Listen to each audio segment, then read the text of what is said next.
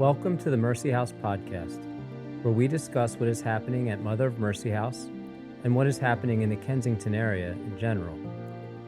Today we'll share what we do at Mother of Mercy House for Thanksgiving. We'll also hear Diane's advice for parents of an addict. It is a really hard spot to be a parent, or I guess anyone in a family with someone with addiction. The whole thing is petrifying. But I would imagine there's a lot of shame as a parent with a child with addiction, and then you got to go to a group. That would just instill, I'd have to fight that. Children that live in this neighborhood that see that all day, that's disturbing to me. And that is a very sad thing, because although it doesn't faze me, if I had to live here with my children and that's what we did all day and they had to pass that to go to school, that's got to do a number on a kid, I would think. So, we do a lot of work with them. Why is it important to give the residents an ability to celebrate Thanksgiving, and why is it important to give the addict a sense of Thanksgiving? Welcome to the Mercy House podcast. Thank you. I'm excited to be here again I with am you, too. Diane. I'm excited to be here. It's really cool to get to do this with you because, we made that movie, which is really great. But it's nice just to sit down and have a regular conversation about everything happening in Kensington at Mother of Mercy House, the work with the indoor neighbors, the work with the outdoor neighbors, work with kids, what the staff is up to, and what This volunteers are up to. season, there's a lot going on. And what will you do on Thanksgiving? We're going to do our Thanksgiving on Tuesday of next week. That's when we give out our turkeys, because I think we did it a little bit later one year, and I realized I would be panicked if my turkey came the day before Thanksgiving. So we do it on Tuesday, and they get all the fixings, all the neighbors. So we'll probably have 150 turkeys. Monday, what I used to do for, I guess, like the last 7 years, for our outdoor neighbors, I would order gobblers from Wawa, the sandwiches with the turkey. So the outdoor neighbors also got Thanksgiving on Thanksgiving week. Well, I think having any connection to Thanksgiving is important. But I wanted to ask you, so why is it important for the people? Why is it important to give the residents an ability to celebrate Thanksgiving, and why is it important to give the addict a sense of Thanksgiving? I guess because it normalizes things. I want them to see the neighbors, of course, because they're our neighbors, and we do Thanksgiving, and so they do Thanksgiving, and that's a natural part of the year. The outdoor neighbors, those that are suffering, I guess because it grounds them a little bit. It just gives you a sense of holiday and what's important and what to be thankful for. And there are things to be thankful for. Even when you're outside, there's a lot to be thankful for. My whole idea would be to get them all in to help and have everyone saved and everyone feel better and addiction go away, but that's not going to happen. But at least to give, little pieces of normalcy throughout the year or even every week for them to come in. And our lunches, they are for that. They're to come in, sit down, feel like you're part of something bigger, part of a family. We talk, we discuss things, whatever. But when it's Thanksgiving, I want them to, otherwise, how would they have a Thanksgiving meal? A lot of families, although they love their those that are in their family with addiction issues, I know that they love them and want to be with them, but you can't. Sometimes you have to let your family member go because it's very disruptive. I mean, take it from me. I had small children when Shay was going through his substance use disorder, and you can't just have them at your house all the time. It's not okay. You get to a point where you're like, this is great. This is what you're choosing to do, but you can't really choose to do it in my home with my other children. So I wanted to ask you, because you have experience working with addicts, you have experience dealing with it within your own house. What advice do you give to a mother or a father of somebody struggling with addiction? It's funny because it was suggested that I go to, Al-Anon, and boy, it's hard to find a place there. You might have to go to a lot. So for people that have someone suffering, I would really suggest getting a group, finding your group. But it took me a long time. I mean, I went to many groups that I thought were just not a good fit for me.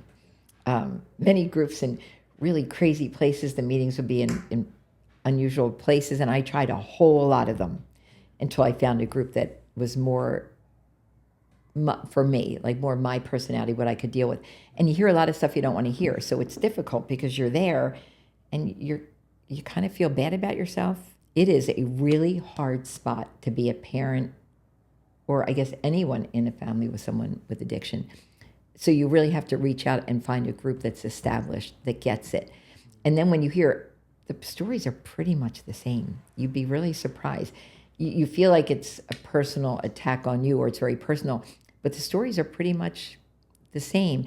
And you can get so much out of someone else's story or what they've tried, things you haven't thought of. Because when you're in it, it's hard to think of it, things to do or what you should be saying, and hearing what other people do and hearing other ideas. It's a community effort. It really is. So I hear you saying find a group. Absolutely. I hear you saying discover boundaries. That's what it is. And you know what?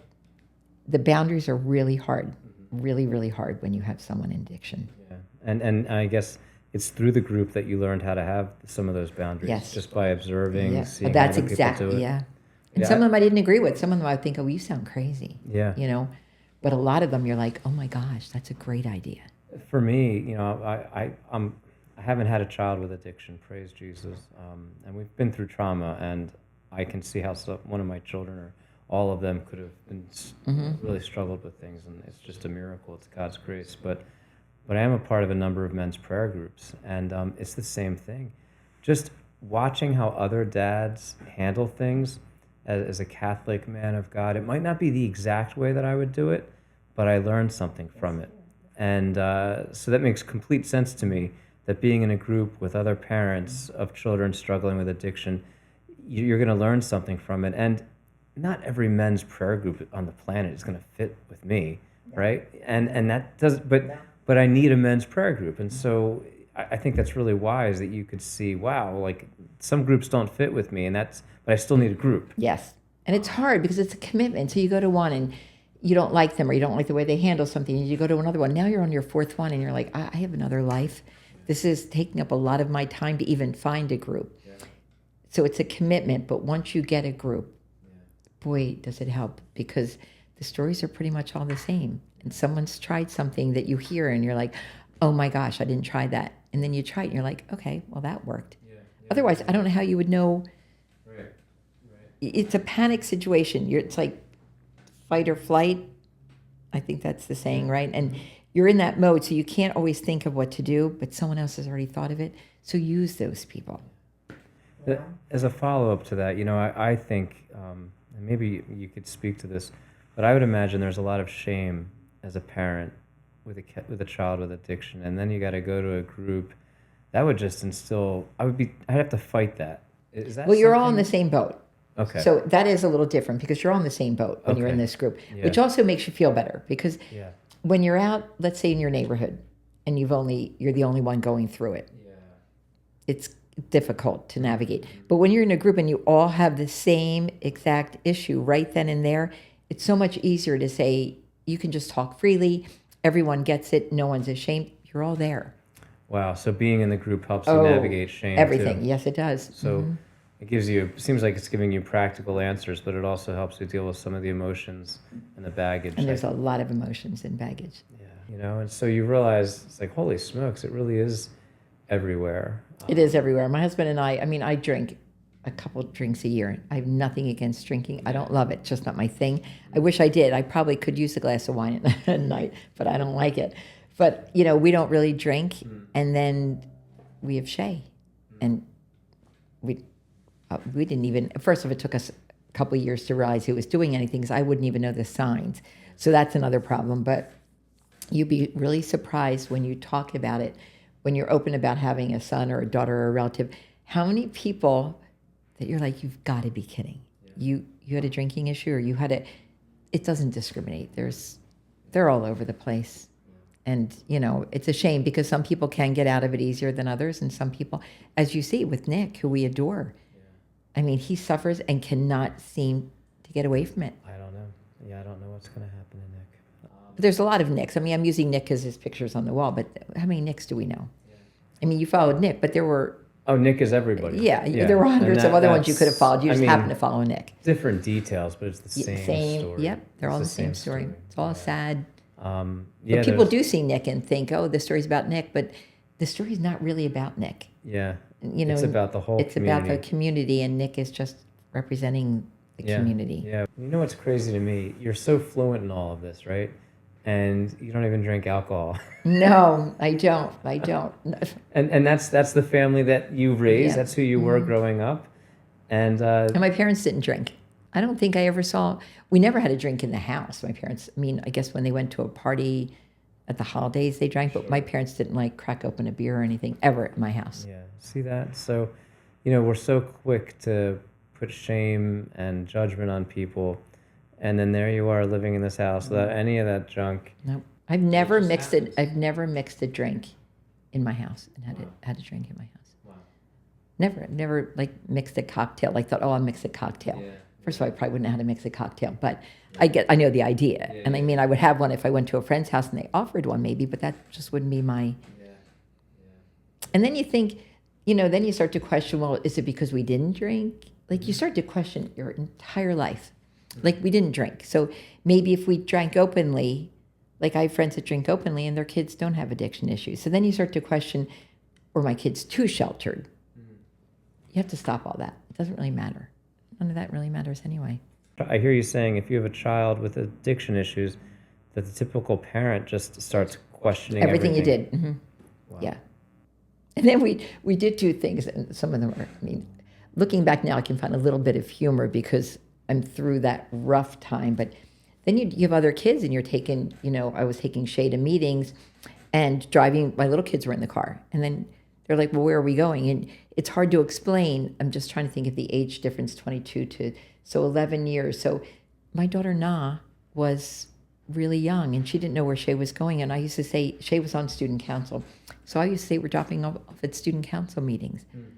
They were like, which was ridiculous. You get caught up in these little white lies because you've got other kids that you don't want to say. All of my kids knew that Shay had addiction issues, but my youngest daughter. But she's a little girl, and she wouldn't have even understood. So you're kind of fibbing to her, then you're catching yourself lying.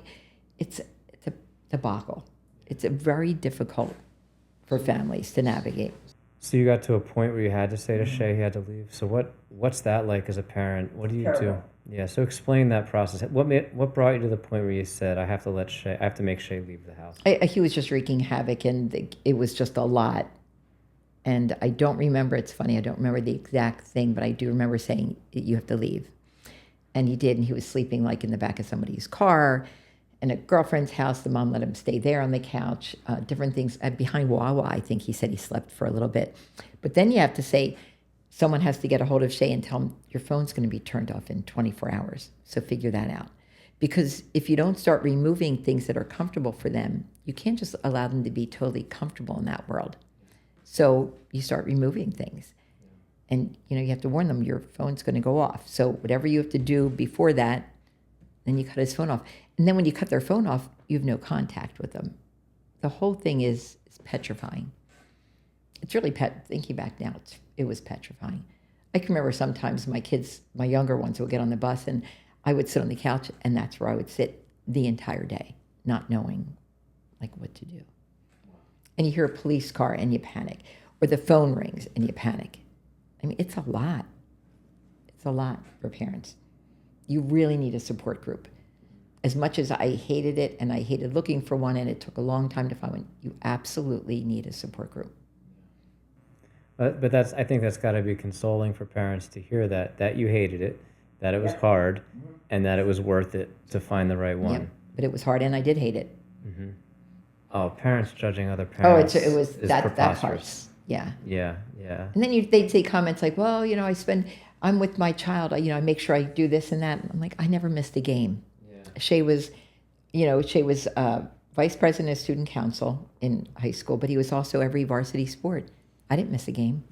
And when my kids were little, I even stayed at practice because, of course, I thought I had the cutest kids and someone's going to steal them. So I would wait at practice with them. So even Shay would tell you, like, my mom was always with us. It wasn't like my mom, they'd be like, well, you didn't spend enough time. Were you? I'm like, okay, listen. And Shay, we did all the things that you're supposed to do. And if we didn't, we did all the things within the range of normal. And everybody has an opinion.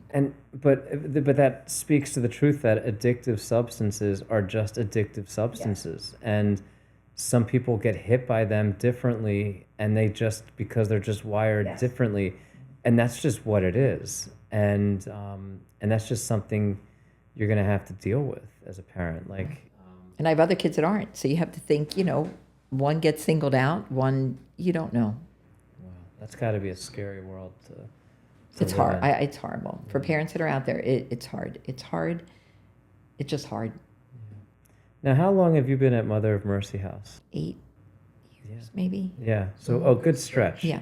So you're a woman who doesn't drink. Maybe at a party you'll drink.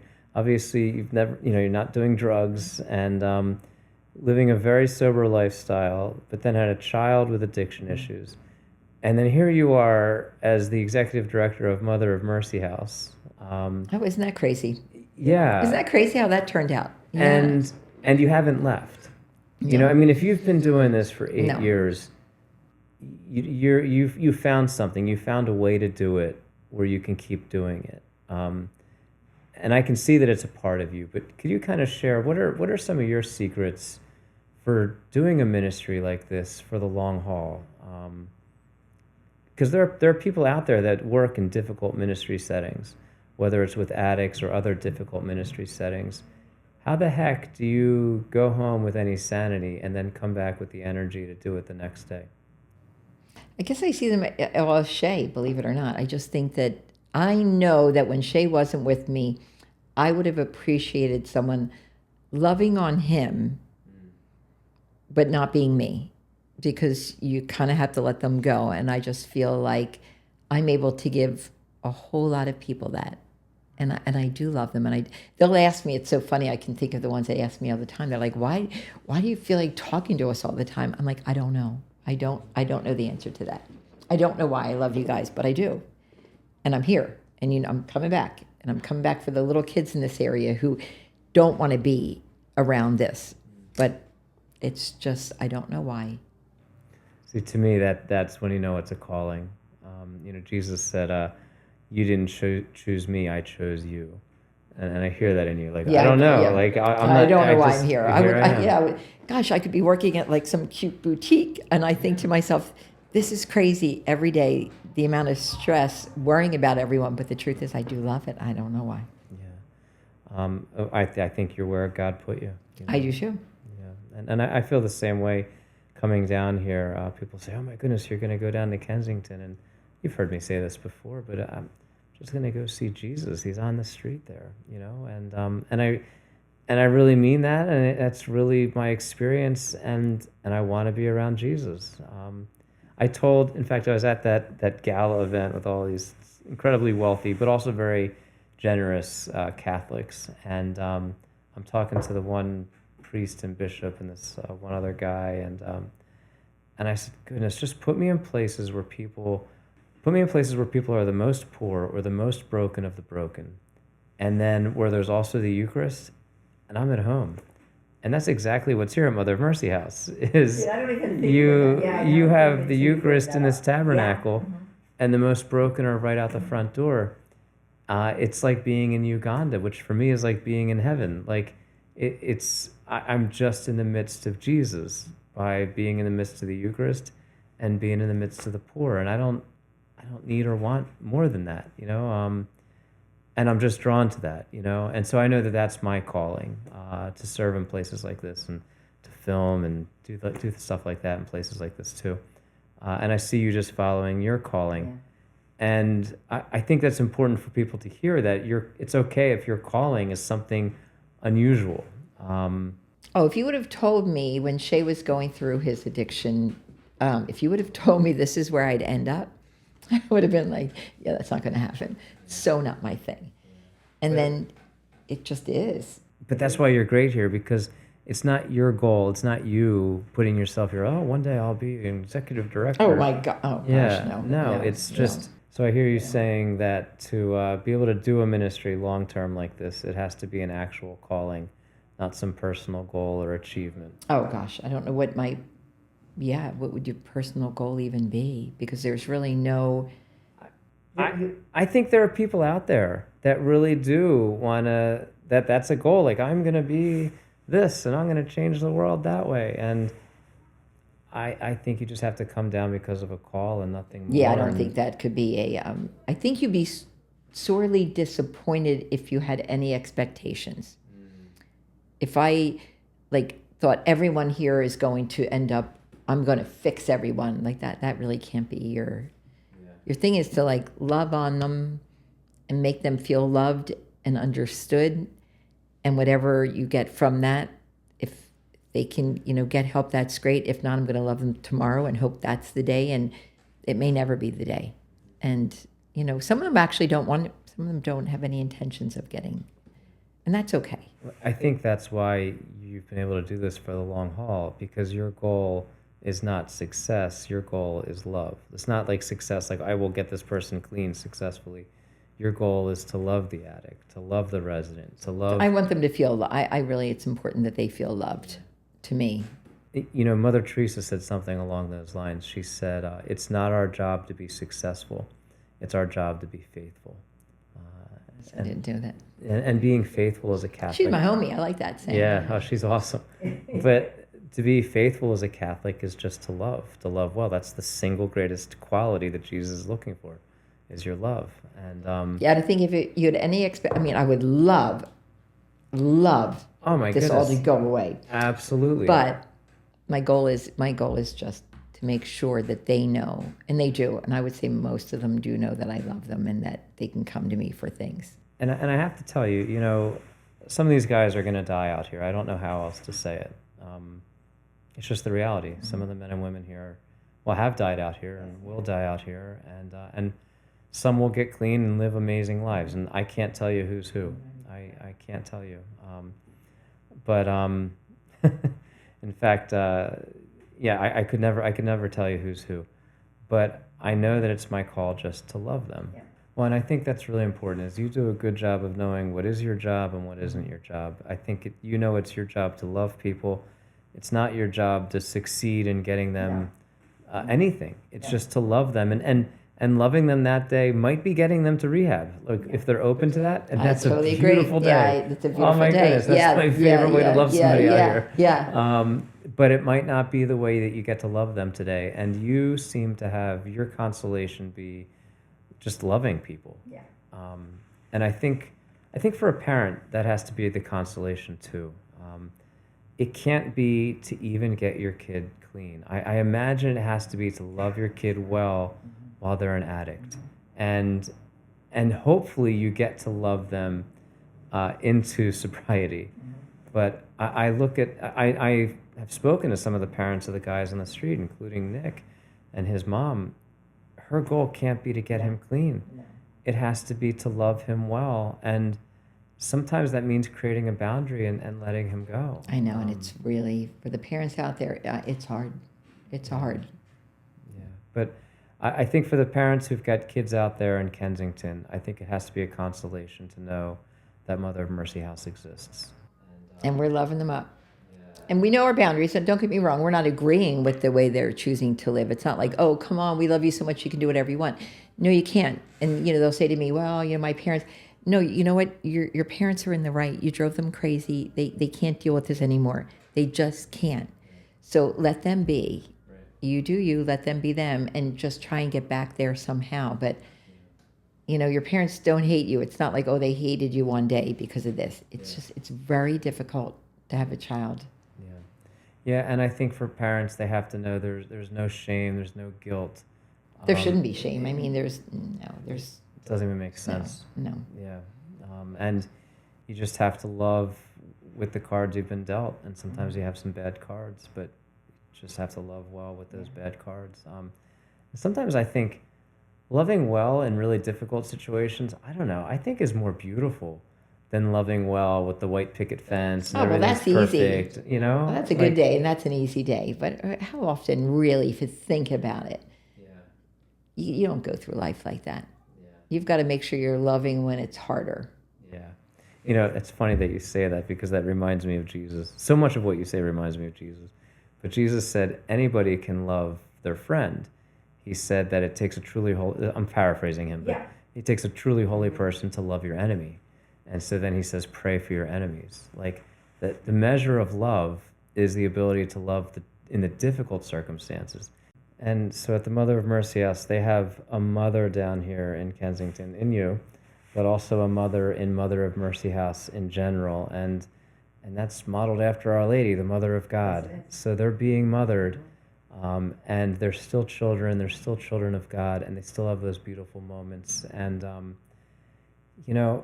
no matter how it ends or how it goes for them, and we pray they all get clean, they're still beautiful children to the parents that they have and beautiful children of God. And seeing that is what makes me able to come down over and over again. Oh, I totally agree. I do. I think that it's a shame because, even when you come down here, people, aren't you afraid? No, they're not. They have an addiction issue. They have, a substance use disorder that is wreaking havoc on their bodies, on their being. But they're still people, and they still have good moments, and they really do. I mean, and we get to be part of those moments. And if you support Mother of Mercy House, you get to be a part of that moment, whether it's by volunteering, donating money, donating time, donating food or notes, or like the youth group who made all those gift bags. Belly bags. I think they're called belly bags. Belly bag. Oh, there you go. I think they're called belly bags. Yeah. But yeah, there's so many different ways to, and then we have the kids that have to. That part is sad. The children that live in this neighborhood that see that all day, that's disturbing to me, and that is a very sad thing because although it doesn't faze me. If I had to live here with my children, and that's what we did all day, and they had to pass that to go to school, that's got to do a number on a kid, I would think. So we do a lot of work with them. We're going to have to talk about that in the next podcast because that's kind of the unseen work. The trauma that they see is it's astonishing. Yes, it is. And giving them a sense of normalcy, giving them a Thanksgiving meal is as important as giving the addict a sense of Thanksgiving, to give them a sense of normalcy and a bigger world and a bigger love. Well, I'm going to end us with a quick prayer. Okay. And thank you for all the time today, Diane. You're welcome. And I pray that your ribs begin to feel better, Yeah, too. me too. Thank you. In the Father, and the Son, and the Holy Spirit. Amen. God, we thank you for Mother of Mercy House. We thank you for all the good things that happen here, even in difficult circumstances. We thank you for the donors that make this work possible, whether they donate time, treasure, talent, food. We thank you for them, and we ask that you bless them. In Jesus' name, amen. Father, Son, and Holy Spirit. Amen. Thanks, Diane.